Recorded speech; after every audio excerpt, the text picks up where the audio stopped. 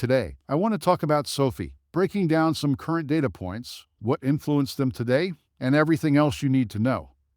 Hello, everyone. Welcome to Daily Stock Update. If you are new to the channel, be sure to subscribe to the channel and turn on post notifications by hitting the bell, so you never miss any of our uploads and also enter our giveaway. But before that, alert, this is not a financial advice video. SoFi's stock dropped by 1.51%, largely reflecting the broader market trend. The Nasdaq also fell by 1.68%, fueled by investor caution ahead of Powell's upcoming remarks. Although some experts suggest Powell may avoid discussing rate cuts or monetary policy, there's still optimism that he might hint at a 50 basis point cut during the September 18th meeting. But we'll have to wait and see. Today's trading volume for SoFi was lower than usual, with 29.5 million shares traded, compared to the average of 43.1 million. This drop in volume has been consistent over the past week, indicating that institutional investors are holding back on buying SoFi right now. No new updates or filings have come from SoFi recently, so its stock movement appears to be mostly tied to overall market trends. Several data points released today have added to the market's concerns. Initial jobless claims matched the forecast at 232,000, but the market had hoped for a lower number. More impactful was the manufacturing data, which came in at 48, below the forecast of 49.5.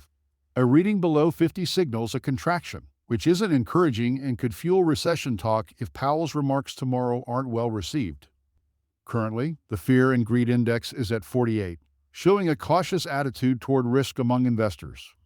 If Powell does indicate a 50 basis point cut, it could boost market optimism, but for now, a 25 basis point cut at the September 18th meeting seems more likely, with a stronger possibility of a 50 basis point cut in the November 7th meeting. This potential cut could propel stocks like SoFi higher. Despite the overall market conditions, it would be ideal for SoFi to release some news or conduct an interview, as they've been relatively quiet, with the last update coming on July 30th. On the short-selling front, 325,000 shares were returned today, with 17.22% of the free float, amounting to 180.3 million shares, being shorted.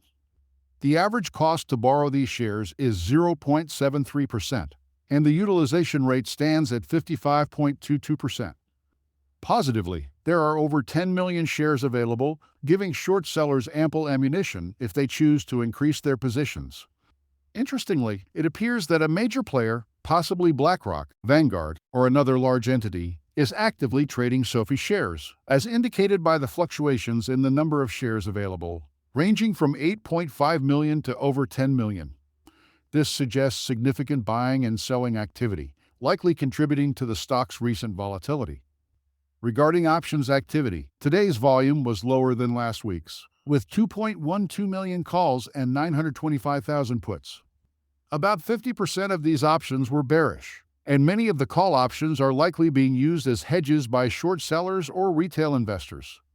The $7 strike price has 30,000 open interest, and the $7.50 strike has 33,000. If Powell doesn't deliver what the market hopes to hear, we could see short sellers increase their activity tomorrow, pushing SoFi's price below $7. In the secondary market, transactions above $100,000 were predominantly selling at the end of the day, likely due to last-minute concerns ahead of Powell's speech. However, there was some buying activity earlier in the day. The dark pool has also seen significant activity, with the recent transaction of 9.07 million shares at 3:08 p.m., highlighting that some entity is closely watching SoFi behind the scenes. Unfortunately, in the dark pool, it's difficult to discern whether these transactions are buys or sells due to the lack of visibility on the bid and ask prices. As of now, SoFi is trading at $7.19, positioned between the S1 support level and the pivot point. The next strong support is at $6.52, with resistance at $7.25. Looking at the one-day chart, these levels are critical support and resistance points. As SoFi approaches tomorrow, keep an eye on whether it holds the 100-day moving average. I don't expect it to drop below the 50-day moving average unless something drastically negative occurs.